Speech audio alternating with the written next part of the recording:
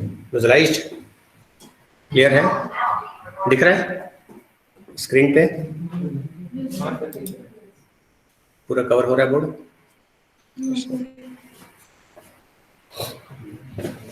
Okay, so in single slit so far हम लोग अभी तक उस सिंगल स्लिट में अटके पड़े हैं। तो सिंगल स्लिट डिफ्रैक्शन में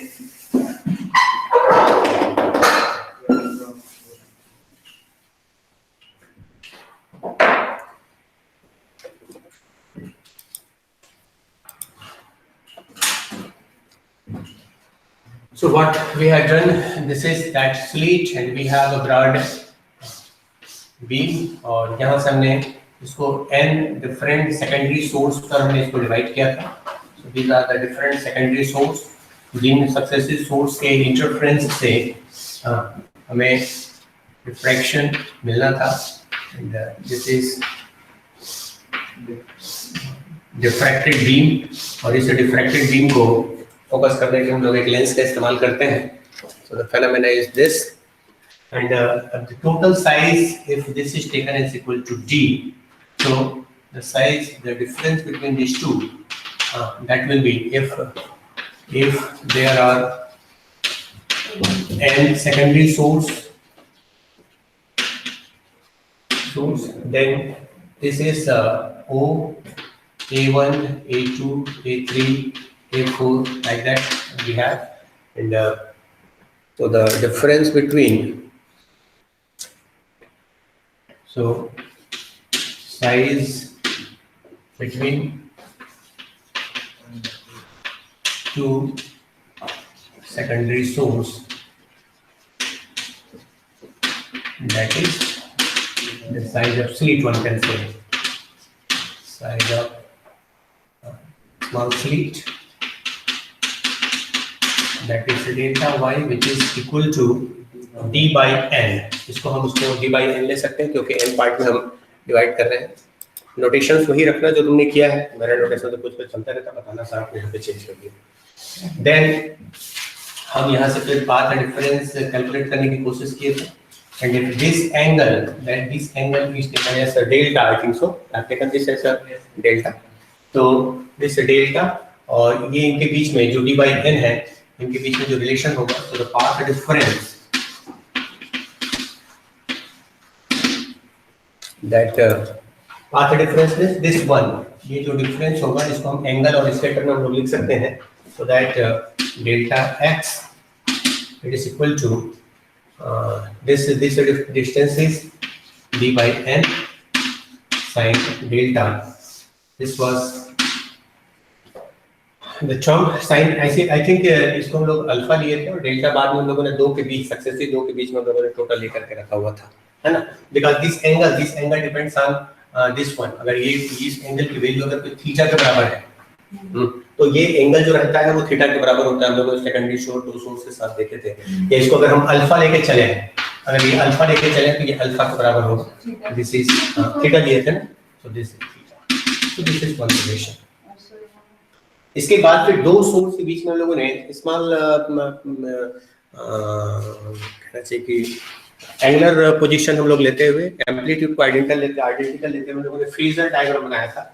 So this was starting from 0 to A, so this is A1 and this angle was delta 1 and then this is delta 2 like this and this is delta 3, so delta 3 and this delta 1 is delta, this is 2 delta, this is 3 delta like this हम लोगों ने लिया था। और हमारे पास इसके दो component fit है, एक हम लोगों ने r कैलकुलेट करने के लिए लिया था, that was r cos theta and in this direction that was r sin theta, if this result change this was taken as alpha or theta, whatever that, okay, so this r cos theta इसको हम सारे सबके हम लोग cos components को लिया, सबके sin components को लिए थे, r इसको कैलकुलेट करने की कोशिश किए थे जिसमें हम लोग फेल हो गए। एक कैलकुलेशन हम लोगों ने ठीक ठाक किया था, दूसरा कैलकुलेशन किसी से नहीं आया, सो ये चीज रिकॉर्ड भी होना चाहिए कि हम लोग फेल हुए हैं, है कि नहीं। सो आई विल कैलकुलेट इट, मैं अपने मैथमेटिक्स का इस्तेमाल करके करूंगा, मैं रिजल्ट लिख रहा हूँ जो इस बुक में दिया उसके अकॉर्डिंगली हम आगे करते हैं। So that was the first part हमारे पास जो आया था, that r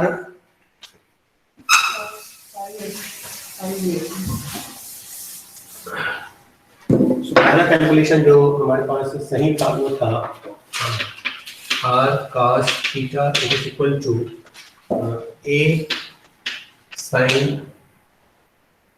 n delta by 2 multiplied by cos n minus 1 by 2 phi a delta, this was also delta, upon sin delta by 2 is this.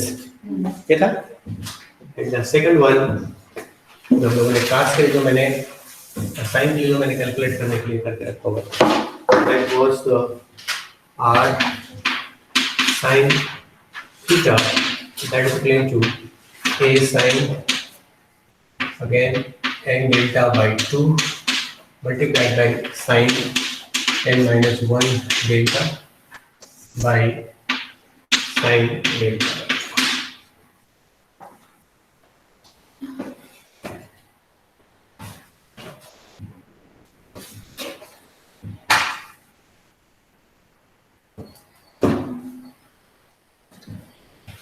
अब इन दोनों को स्क्वायर करके r की value हमें निकालनी थी.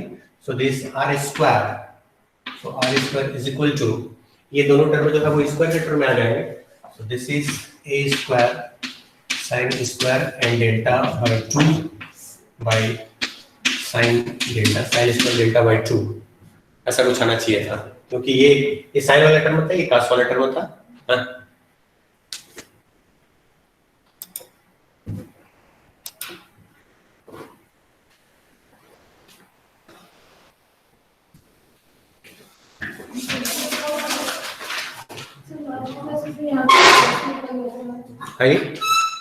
और sin थीटा के जगह वहां पे हमारा a cos लिखा था यहाँ पे. Yes sir. ये मिस्टेक आ रहा था. जब कैंसर में इसको दोनों जो है ये साइन के टर्म में दिया हुआ है क्योंकि कैंसर फाइनल आउटपुट जो है साइन के टर्म में आ रहा है एवरीवेयर. ठीक है, हम लोगों ने कैलकुलेशन पे कहीं पे प्लस माइनस का कहीं पे मिस्टेक हुआ होगा. इस चक्कर में गड़बड़ हुआ है. तो किनली अपने को प्लस माइनस और स्पेशली ट्रिग्नोमेट्रिकल फार्मूला को अपने को ऑब्जर्व करनी चाहिए. सो एक बार और थोड़ा सा अपना माथा खराब करके देखना है ना, और मैं भी अपना ट्राई करूंगा. क्योंकि तुम लोग एक्चुअली बहुत ज़्यादा दिन नहीं हुए ट्रिग्नोमेट्री यूज़ किए हुए, और मैं तो जब जरूरत पड़ती तभी ट्रिग्नोमेट्री यूज़ करता हूँ. But my mathematics is good enough. मुझे अपने पर भरोसा है. बस ये कि कहीं कहीं भी और कॉन्फिडेंस के चक्कर में गड़बड़ा जाता है, मैथमेटिक्स भी देखना पड़ जाता है.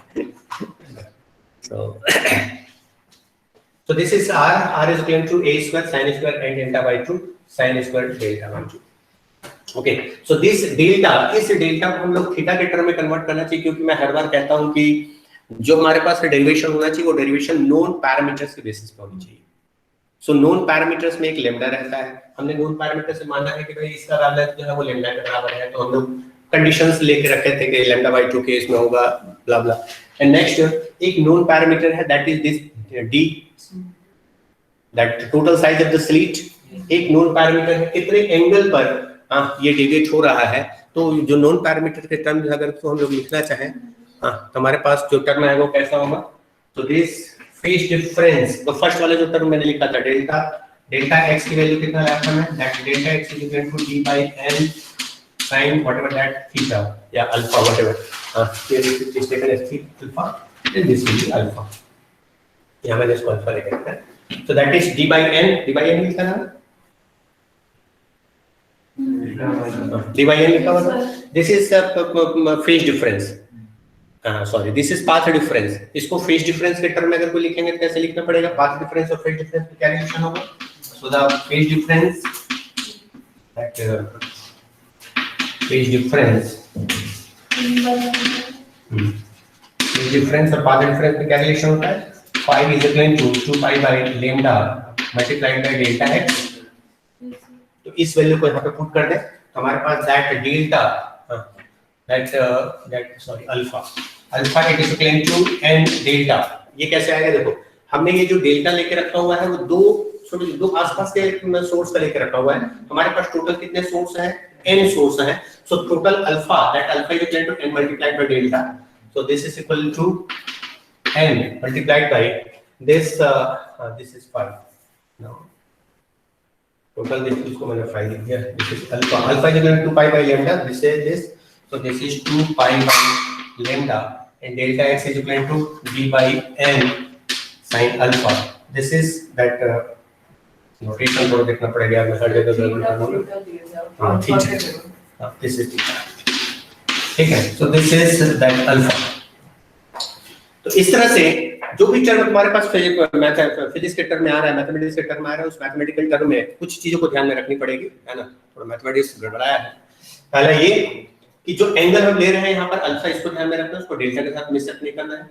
This alpha is equal to n lambda, क्योंकि वो n हमारे पास सोर्सेस है, और यहाँ पर जो मैंने कैलकुलेशन जो किया था वो कैलकुलेशन पाथ डिफरेंस के टर्म में किया था, तो पाथ डिफरेंस और फेज डिफरेंस को कोरिलेट करने आना चाहिए, क्योंकि वो फिजिकल सिग्निफिकेंस में उस चीज को लिखा जाता है। हालांकि जब मैक्सिमम इंटेंसिटी की बात आएगी तो मैक्सिमम इंटेंसिटी को इसी को अपन 5 मान करके आगे कैलकुलेट करके दिखा सकते हैं, कोई प्रॉब्लम नहीं, इंटरप्रिटेशन में प्रॉब्लम नहीं, लेकिन हर सेगमेंट का फिजिकल इंपॉर्टेंस क्या है ये तुमको पता होनी चाहिए।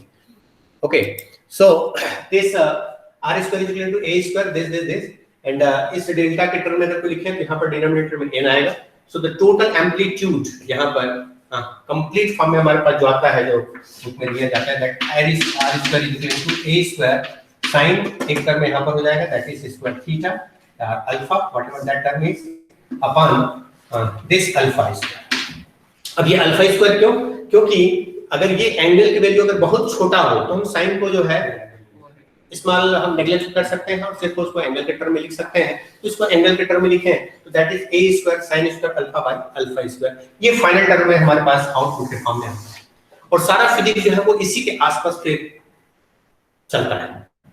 तो मैथमेटिक्स में क्या करना है, एक बार फिर से मैं इसको रिपीट कर रहा हूं ताकि जिनको भी तुम सीक्वेंस किसी भी बुक से फॉलो करते हैं, मैथमेटिक्स में क्या-क्या करना है ये ध्यान रखना। पहला, इसको n सेगमेंट में डिवाइड करना, एक स्लाइड का साइज जो होगा दिस साइज के साइड, और उस साइड्स को अपने को n से d by n से करके लिखना है।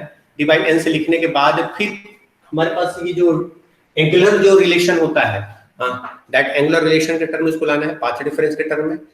पाथ डिफरेंस के टर्म में हम यहाँ पे ला रहे हैं, कैलकुलेशन के दो मेथड होते हैं, किसी बुक में पाथ डिफरेंस के टर्म में दिया जाएगा, किसी बुक में इसको फेज डिफरेंस के टर्म में दिया जाएगा। मैंने मिस्टेक ये किया कि मैंने फेज डिफरेंस के टर्म में उसको कैलकुलेट कराने की कोशिश किया। तो फेज डिफरेंस के टर्म में कोई भी दो के बीच में हमने फेज डिफरेंस लिया था डेल्टा, तो उस फेज डिफरेंस के टर्म में हमारे पास रिलेशन होना चाहिए। लेकिन फेज डिफरेंस में हम जो एजम्पशन लिए हैं उस एजम्पशंस को जो नोन पैरामीटर्स हैं उस नोन पैरामीटर्स के टर्म में कन्वर्ट करना है। known parameters, this is g, known parameters n fleets, known parameters this angle, ये एंगल तुम अल्फा ले रहे हो अल्फा, थीटा ले रहे हो थीटा, अलग अलग बुक में नोटेशंस अलग अलग दिया गया है, तो मैथमेटिक्स से घबराने की जरूरत नहीं, फिजिक्स वही रहना चाहिए। फाइनल आउटपुट जो आना चाहिए, फाइनल आउटपुट r स्क्वायर, क्योंकि अपने को फाइनल इंटेंसिटी चाहिए, ये हमारे पास ये फाइनल एम्पलीट्यूड है a स्क्वायर, जो कि this a square is actually a small, हमने एक छोटा सा एम्पलीट्यूड लिया था a, ये n स्क्वायर a स्क्वायर आएगा। अब ये n स्क्वायर a स्क्वायर कैसे आएगा, यहाँ पर हम डेल्टा के टर्म में डिनोमिनेटर में n लेंगे, n ऊपर आ जाता है मैथमेटिकल कैलकुलेशन में आ जाएगा। तो this n square a square, तो this is a square sin square alpha by alpha square या theta square by theta square, whatever that notation is. अब ये जो सिग्निफिकेंस है वो इसके टर्म पे दिया जाएगा। अगर आपको मैक्सिमा चाहिए, हमारे पास जो हमको इंटरप्रेट क्या करना था, हमको इंटरप्रेट करना था this is accidental maximum and the first order maximum, second order maximum, this is the first order maximum, second order maximum, इसको हमें इंटरप्रेट करनी है। तो this formula is r square is equal to a square sin square alpha by alpha square, this the term if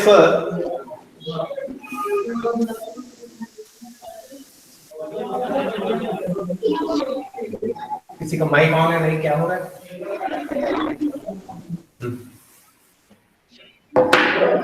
For central maxima,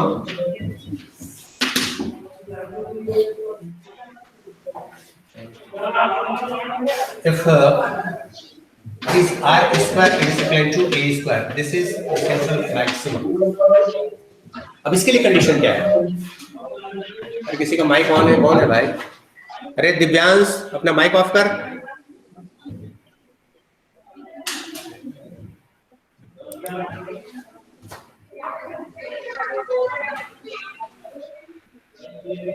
sir आप बंद कर दीजिए।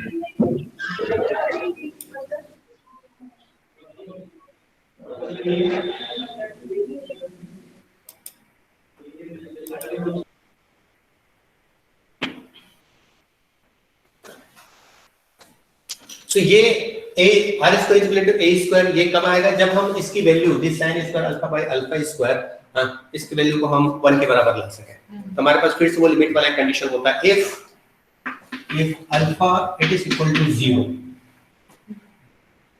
then this implies r square it is equivalent to this limit alpha tends to 0 a square sin square alpha by alpha square, and this is equal to a square limit alpha tends to 0 sin square alpha by alpha square। ये शायद तुम लोगों ने limit वाले chapter में पढ़ा है। इस प्रकार से अगर कोई लिमिट्स दिया गया हो जिसकी वैल्यू जो है 1 के बराबर होता है, so this is equal to a square. तो इसके लिए मैक्सिमा का एक कंडीशन ये होता है कि जो एंगल अल्फा है उसकी वैल्यू 0 होनी चाहिए। ये अल्फा की वैल्यू 0 होनी चाहिए। हमने केस में कहा था कि अल्फा की वैल्यू 0 होना मतलब सीधा अनडेविएटेड बीम है। अनडेविएटेड बीम जाकर के मिल रहा है तो सेंट्रल मैक्सिमा बन पाया। हमने स्टार्टिंग की क्लास में कहा था कि जो अनडेविएटेड बीम होगा वही अनडेविएटेड बीम सेंट्रल मैक्सिमा बनाता है। तो यहाँ पर भी वो चीज क्लियर है। If this alpha is tends to 0, there is no deviation, then that maximum will be equal to r square. R square is equal to a square. A square is the amplitude of all n secondary sources. जितने भी secondary sources हम सारे secondary sources। दूसरा, for the other that first order minima, second order minima, ये हो गया?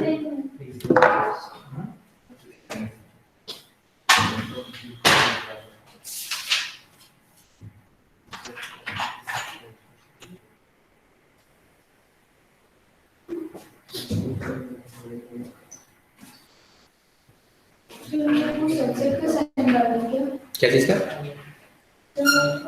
This is limit alpha tends to 0। नहीं, alpha is equal to 0 फिर जाके सबसेट का साइन है। This is it implies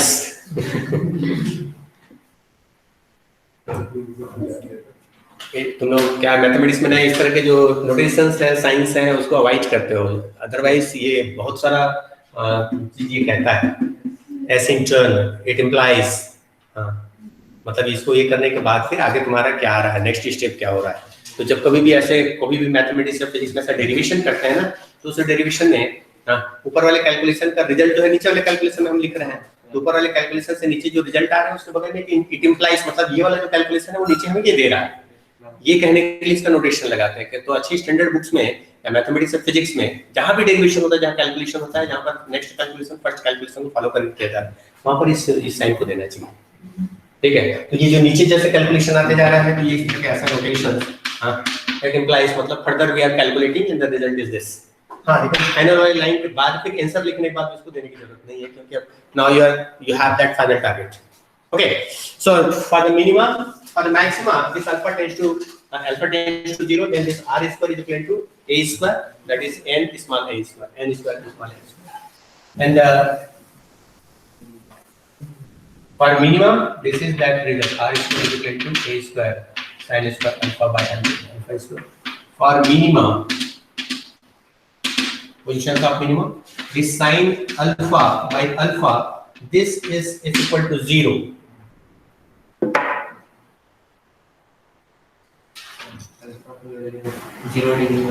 Okay, so this sin alpha by alpha is equal to 0, then this r is equal to 0, and this condition, this sin alpha, this is equal to 0 and alpha is equal to n pi, n कितना होगा trigonometry में? कोई भी number हो सकता है, that is n pi. So plus minus यहाँ पे n लिख दो क्योंकि n हम पहले यूज कर चुके हैं, where m is equal to 0, 1, 2, n. 0 है, sin 0 is 0. लेकिन but generally but not alpha is, but here remember this, यहाँ alpha does not equal to 0 because if alpha is 0 then we have secondary principal maxima. So remember this. So here I should write this is m is equal to 1, 2, 3. Alpha की value अगर 0 हुआ तो हमारे पास एक condition, पहला वाला condition उससे क्या है, हम यहाँ पे उसको नहीं लिख सकते, यहाँ पर m is equal to 1, 2, 3 से आप स्टार्ट कर सकते हो, because alpha is 0, that is for the principal maximum, central maximum.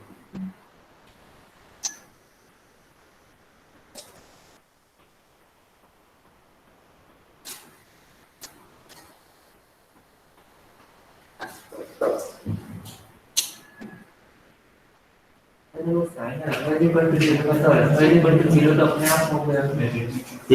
Sign alpha is equal to 0 है, अल्फा इज इक्वल टू वो ऑटोमेटिकली हो गया, बट इसीलिए तो कहा गया है कि इसको हमको छोड़ करके लिखना है, एक्सेप्ट दिस ऐसा यूज करना चाहिए, है ना, एक्सेप्ट दिस। मतलब 180 डिग्री और हाँ, उसके बाद के जो टर्म्स हैं उसको अपने को लेते चले चलना है।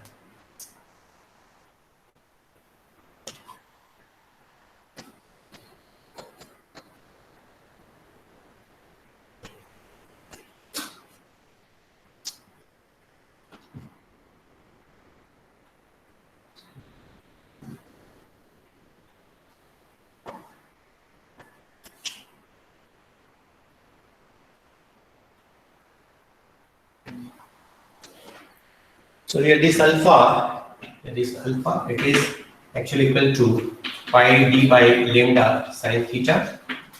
तो आप इस वैल्यू को यहाँ पर कर करके एक रिलेशन निकाल सकते हो। So this is pi d by lambda sin theta, it is equal to m pi। So you will have one relation with other difference, that is d sin theta, it is equal to m lambda। एक relation, ये जो relation होता है तो general हम लोग उसमें use करते हैं, ग्रेटिंग वगैरह के हम लोग यूज किए हैं, या तुम्हारा ब्रैग्स इक्वेशन हम लोग यूज किए हैं, वो रिलेशन यहाँ से आता है। So this d sin theta it is equal to m lambda।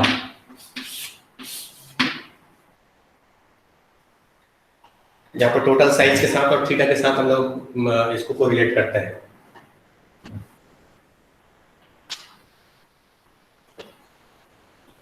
For secondary maxima,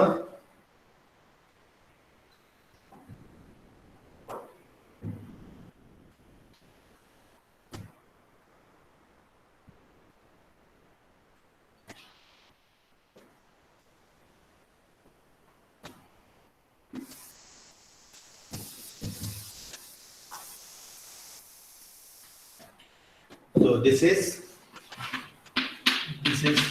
the condition part. Condition part is for minimum. Condition is d sin theta that is equal to m lambda। ये condition भी use किया जा सकता है, composite numerical में directly इसको use करके calculate करते हैं। जहां पर d theta is the angle of diffraction, d is the total size of slit, m is just 1 2 3, lambda is the wavelength। so wavelength के टर्म में इस रिलेशन पोजीशन से लिया जा सकता है, या फिर इनिशियल जो कंडीशन हम लोग लेके रखे हुए हैं अल्फा के लिए, वो कंडीशन तो है ही, sin alpha is equal to m in terms of that। तो एक कंडीशन क्या लिया हम लोगों ने, sin alpha that is equal to 0 and this alpha it is equal to m pi।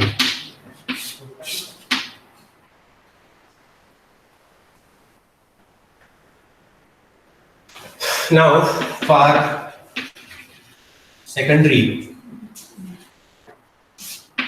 or secondary maxima,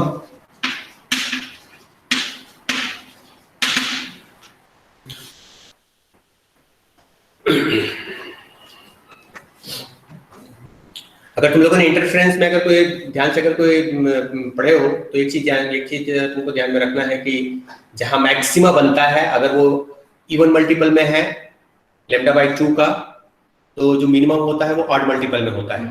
तो डायरेक्टली अगर चाहो तो यहाँ पर भी डायरेक्टली उस फिजिक्स का इस्तेमाल कर सकते हो। हमारे पास ये जो d sin theta equal to m lambda, ये मिनिमा के लिए आया हुआ है। अगर मैक्सिमा के लिए अगर तो हम लोग यूज करना चाहते हैं, या इसको क्या लिखते हैं 2m लैम्डा बाई 2, है ना। तो लैम्डा बाई 2 का जो है वो अगर हम ऑड मल्टीपल अगर कोई लिख दें तब भी हमारे पास वो रिजल्ट आ जाएगा for the secondary maxima. So this d sin theta directly can be written is equal to 2m + 1 lambda by 2। इस कंडीशन से भी हम सेकेंडरी मैक्सिमा का पोजीशन निकाल सकते हैं। ओके, सो इससे थीटा के डिफरेंट वैल्यूज आ सकते हैं। थीटा के डिफरेंट वैल्यूज पर हम लोग हमारे पास ये फर्स्ट ऑर्डर मैक्सिमा है, दिस इज 1 2 3, इन सब का कैलकुलेशन किया जा सकता है। तुम लोगों ने ये डिफरेंशिएशन में ये मैक्सिमा और मिनिमा पढ़े थे?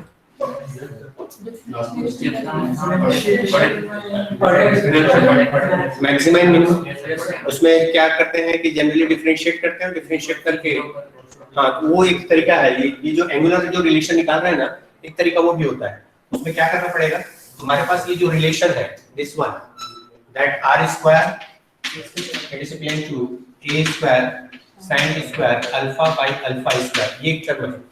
इस टर्म को लेकर तो मैक्सिमम अगर को कैलकुलेट करना है, इसको डिफरेंशिएट कर देते हैं। Okay, so this del by del alpha sin square alpha by alpha square, this is 0 for maxima या minima, प्लस माइनस कुछ फर्क है। तो यहाँ पर जो अल्फा के जो वैल्यू आएगा, उस अल्फा के वैल्यू से भी हम लोग मैक्सिमा कहाँ पे और मिनिमा कहाँ पे कैलकुलेट कर सकते हैं। दो तरीके हो सकते हैं, या तो डायरेक्टली आप इस फार्मूला का यूज कर लो, ये अगर तो मिनिमा के लिए है तो मैक्सिमा के लिए क्या होगा, this is for the maxima, इससे हम थीटा की वैल्यू निकाल सकते हैं। या दूसरा हम ले सकते हैं, यहाँ पर इसको डिफरेंशिएट करें, डिफरेंशिएट करने के बाद जो टर्म आ रहा है उस टर्म में हम लोग अल्फा की वैल्यू कैलकुलेट कर सकते हैं। और वो अल्फा की वैल्यू कैलकुलेट करने के बाद जो रिलेशन अल्फा और डी के साथ हम लोगों ने लिखा था, अल्फा इज इक्वल टू क्या, what was that, alpha is equal to pi d by lambda sin theta, ये जो रिलेशन है, इस रिलेशन को लेकर हम लोग थीटा कैलकुलेट कर सकते हैं। Okay, so this d by d alpha is equal to this, इससे भी हम लोग कैलकुलेट कर लें, या फिर डायरेक्टली हम यहीं से को लिख करके निकाल सकते हैं कि थीटा किस थीटा पर हमारे पास मिलना है। और फिर तुम लोग शायद 12th क्लास में किए हो कि उनके बीच में जो रेशियो होता है, डिफरेंट रेशियो सेंट्रल मैक्सिमा के साथ, वो रेशियो कैलकुलेट किया जाता है। नहीं किया वो नहीं कि मैक्सिमा और मिनिमा निकाल, मैक्सिमा माइनस में निकाला है ना। तो इसमें सेंट्रल मैक्सिमा को लिया जाता है, that is I naught this is equal to a square, ये सेंट्रल मैक्सिमा हो गया। इसके बाद फिर I1 I2 I3 के डिफरेंट एंगल पे इसका वैल्यू कैलकुलेट करते हैं, उसके बाद फिर रेशियो निकालते हैं। और ये I1 I2 I3 जो है वो एक एंगल्स केस में, जैसे अल्फा की वैल्यू कैलकुलेट करने के बाद if this alpha is equal to 2 pi by 3 3 pi by 3 this is somewhere,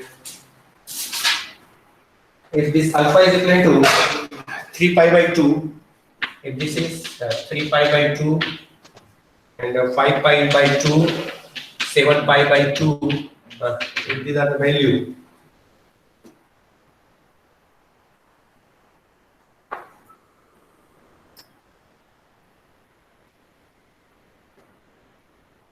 then one can get that first order. This is for the I1, this is for the I2, this is for the I3. ऐसे मतलब ये जो value दिया गया है, इसी value पे, इसी पे आर पे, यहाँ पर अल्फा की जगह में आप 3 pi by 2 रखें, तो जो रिजल्ट आएगा that result will be I1. यहाँ पर जैसे 5 pi by 2 रखेंगे तो जो रिजल्ट आएगा that is for the I2. दूसरी तरह से I3 और एक वैल्यू और जो पैटर्न आता है वो पैटर्न फिर उसके साथ फिर मैच होता है। This is that central maxima, ये तो I नॉट हो गया, ये I not, the first order maxima, second order maxima, तो ये तुम्हारा I1, दिस इज I2, इधर ये I1, दिस इज I2, तो यहाँ पर ये प्लस माइनस में रहता है, प्लस माइनस।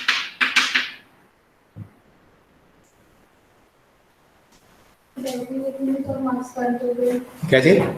डायरेक्टली लिखेंगे तो मार्क्स का, डायरेक्टली नहीं, अगर तुम कैलकुलेशन देखो, सबसे पहली बात ये है कि तुम उसको डेरिवेशन कब करोगे, जब तुमको डायरेक्टली कहा जाता है कि डिराइव दिस, मार्क्स को देखना पड़ेगा। 8 नंबर का अगर कोई क्वेश्चन कहा जाता है derive that condition for the single slit experiment diffraction, तो तुमको यहाँ से शुरू करनी पड़ेगी, बताना पड़ेगा कि पाथ डिफरेंस में क्या रिलेशन है। कैलकुलेशन के दो मेथड है, पाथ डिफरेंस वाला या फेस वाला। तो ये फेस वाले मेथड से एक कैलकुलेशन जो साइन वाला था उसको कर दिए, और करने के बाद सिमिलर कैलकुलेशन कास्ट को लिखे, उसके बाद स्क्वायर किए, स्क्वायर करने के बाद आर स्क्वायर करना आएगा। थोड़ा इंटरप्रिटेशन को देखना, अल्फा बीटा थीटा, इसमें थोड़ा कंफ्यूजन मत होना, किसी भी एक बुक को फॉलो करके रखना। मेरे टाइप से 4 बुक को देखोगे तो फिर गड़बड़ हो जाएगा, है ना। अलग अलग बुक में अलग अलग कैलकुलेशन दिया हुआ है। हाँ, तो वहां पर फिर ध्यान देने के बाद फिर तुमको फिर 3 चीजों को ध्यान में रखना है। पहला पोजीशन ऑफ सेंट्रल मैक्सिमा, उसको दिखाना है, then position of minima, then position of secondary maxima. ये पोजीशन को तुमको दिखाना है और दिखा करके उसको ग्राफिकल इंटरप्रिटेशन में शो करनी है। इतना तक अगर है तो 8 नंबर का क्वेश्चन बनता है। हाँ, 8 नंबर के क्वेश्चन के लिए हम लोग एक्सपेक्ट करते हैं कि तुम्हारे पास कम से कम 3 पेज लिखा हुआ होना चाहिए, तो 3 पेज तुम लोग लिख सकते हो, ठीक है। और मैं देखता हूँ कि इसमें वो सेकंड कैलकुलेशन में पहले चेक करता हूँ कैलकुलेशन क्या कह रहा है, और तो गलत है हाँ तो उसके लिए सही तरीका पर निकालेंगे, क्योंकि मैं ऐसा नहीं छोड़ सकता उसको, ठीक। ठीक है।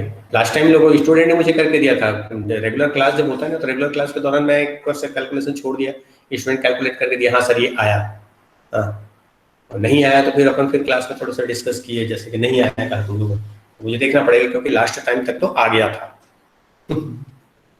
हाँ या ठीक कह रहा हूँ कि लास्ट टाइम तक तो स्टूडेंट ने ला के दिया था, आ गया था, मुझे दिखाया था, मैंने चेक किया था, दैट्स गुड। उसके बाद मैंने कैलकुलेशन किया था। और मैं फेज डिफरेंस वाला इसलिए फेजर डायग्राम से कराता हूँ कि इसमें थोड़ा सा क्लियर होता है। एक मेथड पाथ डिफरेंस वाला भी, अगर तुमको पाथ डिफरेंस से क्लियर होता है then you can follow this. हमें मैथमेटिक्स पे नहीं, हमें फिजिक्स पे जानी है। मैं हर बार कहता हूँ आई एम्फेसिस ऑन फिजिक्स, मुझे मैथमेटिक्स से ज्यादा लेना, लेकिन मैथमेटिक्स कैलकुलेशन सिर्फ आना चाहिए क्योंकि वो एक टूल है, उस टूल का हम यूज कर रहे हैं। ठीक है। अब यहाँ पर जब ये तो हो गया सिंगल स्लिट के लिए, ये डबल स्लिट के लिए जब होता है तो हमारे पास दो स्लिट का रिफ्लेक्शन आता है। तो एक स्लिट में इस प्रकार का पैटर्न बन रहा है, दूसरा स्लिट में उस प्रकार का पैटर्न बन रहा है। तो एक ग्रुप ऑफ ये बनते हैं और उसकी इंटेंसिटी जो होती है, इसकी इंटेंसिटी बढ़ती चली जाती है। 3 स्लिट होगा, 3 स्लिट होने के बाद फिर भी इंटेंसिटी थोड़ी सी और बढ़ जाएगी। ऐसे n स्लिट्स तक जब बढ़ते चले जाता है तो ये जो पिक्स हैं, इस पिक्स के हाइट बढ़ते चले जाते हैं और शार्पनेस बढ़ता है। मतलब अगर कोई बाय द वे हम सिंगल स्लिट लेकर रखे हुए हैं तो सिंगल स्लिट में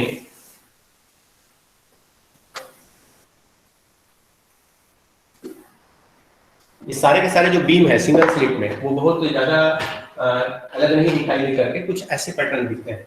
this is for the single slit. एक पैटर्न है इस तरह से, ऐसे ब्रॉड पैटर्न है इस टाइप के, तो ये जो पिक्स रहते हैं पास पास रहते हैं।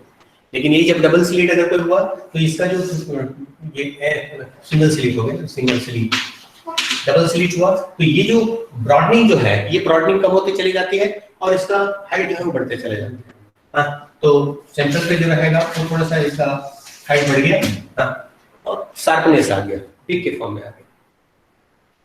साथ ही साथ ये आपस में फिर ये बहुत सारे मैक्सिमा दिखाना शुरू कर देता है।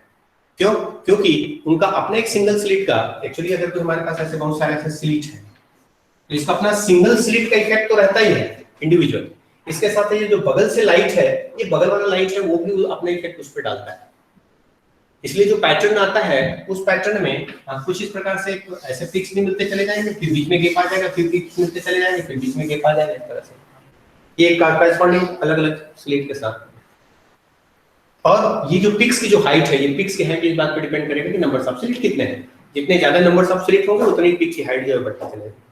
जब डिफ्रैक्शन ग्रेटिंग की जब बात की जाती है, जहां पर डिफ्रैक्शन ग्रेटिंग हम लोगों ने क्लास में डिस्कस किया था, जब डिफ्रैक्शन ग्रेटिंग की बात की जाती है तो n स्लिट हो जाता है। हमारे पास टोटल नंबर ऑफ स्लिट जो है 15,000 तक हो जाता है, 20,000 तक हो जाता है।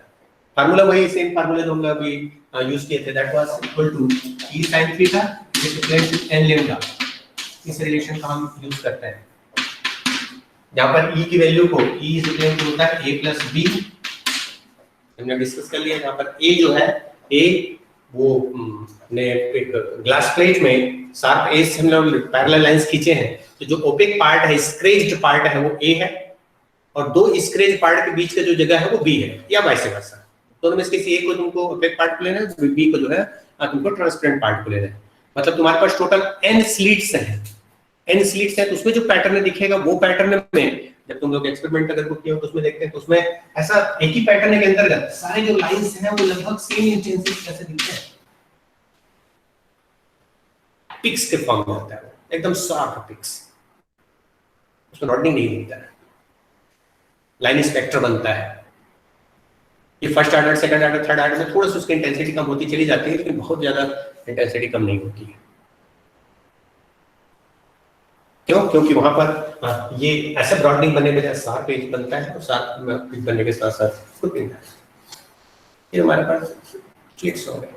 इवन ये जो डिफ्रैक्शन होता है, ये डिफ्रैक्शन अगर सर्कुलर अपर्चर है, अभी तक हम लोग जितने भी स्लिट्स ले रहे थे उस स्लिट्स को हम लोग ऐसे स्ट्रक्चर स्लिट्स ले रहे थे। अगर हम कहीं पर अगर कोई एकदम पाइप होल करके रखे हुए तब भी डिफ्रैक्शन होता है। जैसे जनरली जितने भी ऑप्टिकल इंस्ट्रूमेंट होते हैं ना, ऑप्टिकल इंस्ट्रूमेंट में कन्वेक्स लेंस यूज किया जाता है। तुम लोगों ने 12th क्लास में पढ़ा होगा, टेलीस्कोप, माइक्रोस्कोप, कंपाउंड माइक्रोस्कोप, इन सब में 2 लेंस होता है मिनिमम। मैग्नीफाइंग ग्लास को छोड़ करके। मैग्नीफाइंग ग्लास इज जस्ट उसको सिंपल माइक्रोस्कोप ऐसा अगर कुछ लिखा जाता है, that is just the magnifying glass. उसको अगर छोड़ दिया जाए तो हर इंस्ट्रूमेंट में दो लेंस होते हैं, एक को कहा जाता है तुम्हारा ऑब्जेक्टिव लेंस और दूसरे को कहा जाता है आईपीस, है ना। तो दोनों लेंस में एक्चुअली जो आउटपुट हमें मिलता है, that output is because of the diffraction. Diffraction कैसे? हम जिस ऑब्जेक्ट को देख रहे हैं उस ऑब्जेक्ट के डिफरेंट पार्ट से लाइट पहुंच रहा है, और लाइट जो है उस लेंस के मिड पॉइंट से पहुंच रहा है। तो अगर मान लो हम किसी ऑब्जेक्ट को हम यहां से देख रहे हैं, ये अगर कोई ये आईपीस है और ये उसका सेंटर पार्ट है, अगर हम किसी ऑब्जेक्ट को अगर देखते हैं तो इस ऑब्जेक्ट के अगर कोई दो पार्ट है, यहां से भी इसमें लाइट जा रहा है, यहां से भी इसमें लाइट जा रहा है, और ये जो डिफ्रैक्टेड पार्ट है, ये डिफ्रैक्टेड पार्ट इंटरफेरेंस होकर के हमें इस प्रकार के आउटपुट के फॉर्म में दिखता है। तो जो भी ऑप्टिकल इंस्ट्रूमेंट है, उस ऑप्टिकल इंस्ट्रूमेंट से जो हमें आउटपुट मिलता है, जो हम विजुलाइज कर रहे हैं, ऑब्जर्व कर रहे हैं, वो एक्चुअली डिफ्रैक्टेड पार्ट है। और वो डिफ्रैक्टेड जो भी दो पार्ट के डिफ्रैक्टेड पार्ट जो है आपस में जाकर सुपर इम्पोज किए हैं, इंटरफेरेंस के फॉर्म में आउटपुट आया हमारे पास। यहाँ पर भी ये डिफ्रैक्टेड पार्ट है, लेकिन ये दोनों डिफ्रैक्टेड पार्ट आगे जाकर के इंटरफेरेंस करता है, उसमें भी वही होता है। एक ऑब्जेक्ट है, उस ऑब्जेक्ट को हम देखना चाहते हैं, उस ऑब्जेक्ट के दो पार्ट से लाइट रिफ्लेक्ट होकर हमारे पास आया। माइक्रोस्कोप टेलीस्कोप में लोग क्या करते हैं जनरली, कोई भी ऑब्जेक्ट है जिसको देखना है, जैसे तुम लोग टेलीस्कोप में देखते हो यहाँ पर, है ना, उसमें जो ऑब्जेक्ट है तो उस ऑब्जेक्ट में लाइट पड़ती है, लाइट वहां से रिफ्लेक्ट होकर के आ रहा है। तो वो जो रिफ्लेक्टेड लाइट है वो उस लेंस के सेंटर पार्ट से, मोस्टली बाकी पार्ट से नहीं, सेंटर पार्ट से, वो जो सेंटर पार्ट से रहता है वो एक अपर्चर का काम करता है, स्लीट का काम करता है, गोली स्लीट का काम करता है, वहां से वो डिफ्रैक्ट होता है। ओके, सो नेक्स्ट क्लास में जब हम लोग रिजॉल्विंग पावर पढ़ेंगे, मैं नेक्स्ट क्लास में इस यूनिट को कंक्लूड करने वाला हूँ, ठीक है। तो उसके बाद फिर सेमीकंडक्टर वाला है, और क्योंकि बहुत सारी चीज़ों को मैं साथ साथ करते चला गया हूँ, तो सेमीकंडक्टर वाला जो अपना यूनिट है मुश्किल से 3 से 4 क्लास में खत्म हो जाएगा। तो इस सप्ताह हम लोग उस यूनिट को खत्म कर देंगे, क्योंकि सेमीकंडक्टर, जब मैं सेमीकंडक्टिंग डिवाइस पढ़ा रहा था, हाँ, सेमीकंडक्टिंग लेजर पढ़ा रहा था, उस समय मैंने सेमीकंडक्टर क्लियर किया था। बहुत सारी चीज़ उसमें मैंने ले लिया था, band gap even band formation कैसे होता है, एन टाइप सेमीकंडक्टर क्या होता है, पी टाइप सेमीकंडक्टर क्या होता है, जंक्शंस क्या होते हैं, 3 डिवाइस को मैंने समझा दिया था। तो जो सॉलिड फिजिक्स का जो यूनिट है उसमें यही सारी चीज़ है। मुझे उस पार्टिकुलर यूनिट में 2-3 चीज़ कराने की जरूरत पड़ेगी। एक तो जो है तुम्हारा कंडक्टिविटी कराऊंगा, एक लेक्चर में कंडक्टिविटी पूरा हो जाएगा। एक में तुम्हारा मैं डेंसिटी ऑफ स्टेट्स वगैरह स्टेट्स करा दूंगा, मैथमेटिकल कैलकुलेशन उसमें, और एक कैलकुलेशन, एक ओवरव्यू क्लियर करा सकता हूँ। तो 3 से 4 क्लास में सेमीकंडक्टर, एक तो ओवरव्यू वाला क्लास रहेगा, क्या क्या कराया है अभी तक तुम लोगों ने क्या पढ़ा है, एक में हो जाएगा, एक में डेंसिटी ऑफ स्टेट, एक में कंडक्टिविटी, और चौथा एक को 4 लेक्चर में वो यूनिट खत्म हो जाएगा। फिर एक सुपर कंडक्टिव वाला यूनिट में तो मैं 15 मार्च तक कोर्स कंप्लीट कर दूंगा।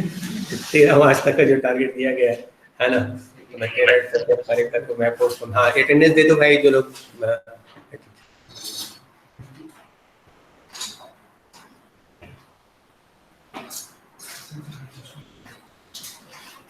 इसको मैं सिलसिले से करता हूँ, और जिसको तुमको फॉलो करना है वो मैं बना के तुमको भेजता हूँ, क्योंकि अलग अलग बुक में तुम कंफ्यूज हो जाओगे, कोई मतलब नहीं रहेगा, है ना।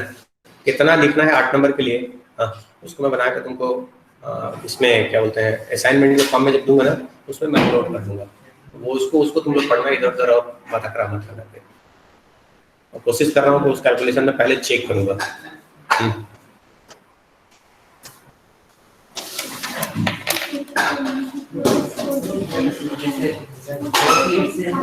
तो दोनों स्लीव्स में इंटरैक्ट के आपस में इंटरप्रेट करता है, उसके कारण yes,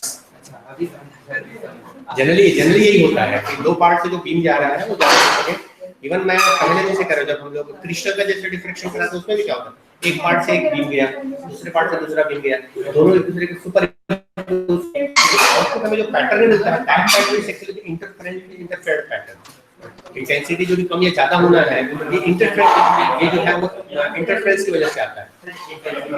number of lights, number of ये इंटेंसिटी जो तुम इंटेंसिटी बात कर रहे हो क्वांटम थ्योरी पे, यहाँ पर वेव थ्योरी के बेसिस पे कैलकुलेशन में इंटेंसिटी एम्पलीट्यूड से रिलेटेड होता है। ठीक है।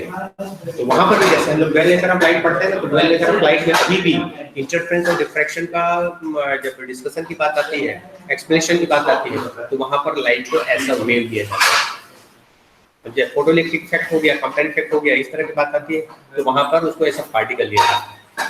हाँ, तो अपनी सहूलियत के हिसाब से उसको वेव ले सकते हो, अपनी सहूलियत के हिसाब से पार्टिकल ले सकते हो। हाँ, ये डुअल थ्योरी ऑफ लाइट है।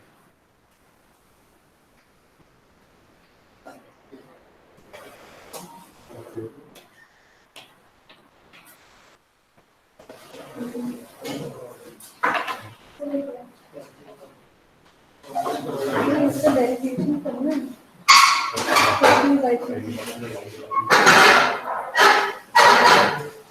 ये तो मैंने उसको डिस्प्लेसमेंट पॉइंट ऑफ व्यू से करवाया था इसको। ये तो दूसरा मेथड है, ये वाला जो है ना। हाँ, ये नहीं करवाया, ये नहीं, दोनों में इसको ये करना चाहिए। ऐसे ये फार्मूला अगर कोई याद है तभी चलेगा, है ना। अगर मैं इस मेथड से कराया था, ये दूसरा मतलब सेम ही है। सेम चीज, आउटपुट वही है, डी के फॉर्म में डी कैलकुलेट करने का मेथड है ये, है ना। मैं डी कैलकुलेट करने की इस मेथड को करा दिया, मैं इसको इस तरह से चलेगा। सर एक और अनफेड करने रिजल्ट सर आ गया है क्या? किसका? ईमेल में आया, मेरे में नहीं आया है। सर बहुत सुन के मैं आ गई, लेकिन मेरे में ईमेल में नहीं आया है अनफेड का रिजल्ट। चल मैं पता करवाता हूँ। अपने क्लास इंचार्ज को बताना, हमारा क्लास इंचार्ज खड़ंगा साहब, उनको कहना कि वो वहाँ से ये करके बताए। Thank you sir.